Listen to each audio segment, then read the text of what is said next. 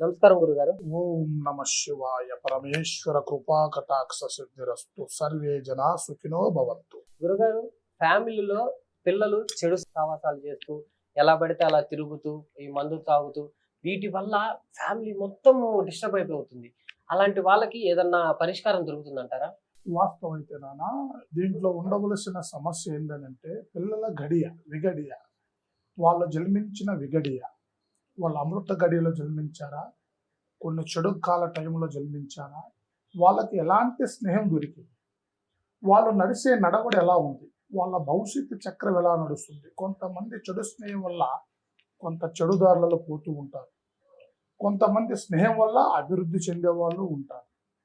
చెడు స్నేహాల వల్ల కూడా పిల్లలు ఎందుకు ప్రశాంతం లేకోకుండా, వాళ్ళకి మనశ్శాంతి లేకోకుండా, ఆరోగ్య సమస్యలకు ఇబ్బంది పడుతూ, తర్వాత చెడు వ్యసనాలకి, ఒక తాగుడికి, ఈ మధ్యలో కొన్ని వస్తువులకు చెడు అలవాట్లకు అలవాటు పడిపోయి మనసులో మనశ్శాంతి లేక, తల్లిదండ్రుల మాట వినక, చదువు మీద ధ్యాస లేక, వాళ్ళ కుటుంబంలో వాళ్ళ ఆరోగ్యాన్ని వాళ్ళే భంగం చేసుకుంటూ, ఒక మంచి వ్యక్తి వయసులో ఉన్న మనిషి, కొన్ని రకాలుగా ముందుకు వెళ్ళవలసిన మనిషి అతనంతటా అతనే నీరుగారిపోతూ కొంత మానసికమైన వేదనకి పిల్లలు చాలా మంది గురవుతూ ఉన్నారు. వాళ్ళల్లో ఉండవలసిన ముఖ్యమైన సమస్య ఎక్కడ ఉందయ్యానంటే, వాళ్ళ జాతక చక్ర కుండలి జన్మించిన విగడియ, ఆ జన్మించిన టైములో వాళ్ళ స్థితిగతులు ఎలాంటి అనేది ముందు ముఖ్యంగా తెలుసుకోవాలి. ఆ గడియలలో ఒక్కొక్క వయసును బట్టి ఒక్కొక్క మనిషి ఒక్కొక్క రకంగా నడుస్తూ ఉంటాడు.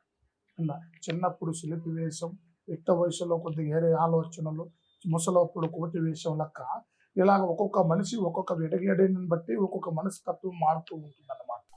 వాళ్ళల్లో ఉండవలసిన ఆ గ్రహస్థితి ప్రభావాలు ఎలా ఉన్నాయో తెలుసుకోవాలి. కొంతమంది చెడు ప్రభావాలతో కూడా బిడ్డల మీద కొంత ప్రయోగాలు చేస్తూ వాళ్ళ స్థితిగతులను కూడా మారుస్తూ ఉంటారు.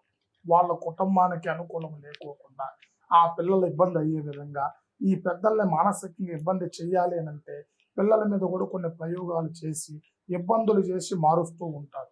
అప్పుడు ఏమైపోతూ ఉంటారంటే తల్లిదండ్రుల చేతి నుంచి దాటిపోతుంటారు.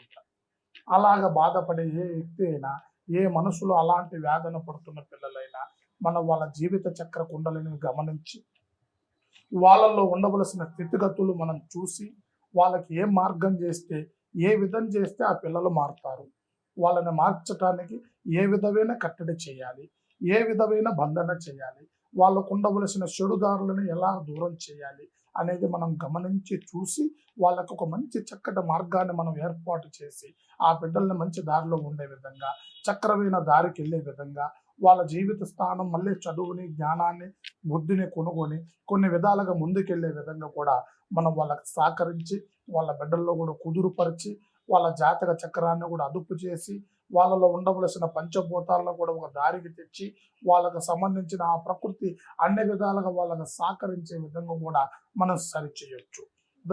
అనారోగ్య సమస్యకి ఎవరు ఏం చేయలేరు, మనిషిలో ఉండవలసిన స్థితికి మనం ఎవరు ఏం చేయలేరు. కానీ చెడుకు ఇబ్బంది పడ్డా, గ్రహస్థితి అనుకూలం లేకపోయినా, మనిషిలో ఉండవలసిన స్థితి దెబ్బతిన్నా మనం దాన్ని కుదురు చేసి మనిషిని కొన్ని రకాలుగా మనస్సు పరిచి మనశ్శాంతి చేసి అలానే సరిచేసే మార్గం మనం చేయొచ్చు. అంటే గురుగారు, ఇలాంటి సమస్యల్లో అంటే ఇంత వయసు వాళ్ళకే ఇలా చేయవచ్చు, ఇంత వయసు దాటిన తర్వాత చేయలేము, లేకపోతే ముసలి వాళ్ళకైతే చేయలేము, కుర్ర వాళ్ళకైతే చేయలేము, అలాంటివి ఏమన్నా ఉంటాయా? సమస్త మనుషులకు అర్థమవుతున్నారైనా, ఎవరు ఏ బాధతో, ఏ విధముతో, ఏ సమస్యతో బాధపడుతున్నా దానికి అనుకూలమైన స్థితి ఏంటి అనేది మనం గమనించాలి. ముందు వాళ్ళలో ఉండవలసిన సమస్య ఏంటో మనం గమనిస్తే వాళ్ళకి ఎలాంటి మంది వేయాలనేది మనం చేయొచ్చు. అర్థమైందా? దీనికి అది చిన్న పెద్ద ముతక ముసలి అనేది ఏమి ఉండదు. వాళ్ళ కుండలిని బట్టి ఏ విధమైన స్థితిలో ఉంటే ఆ విధాన్ని మనం మార్చవచ్చు.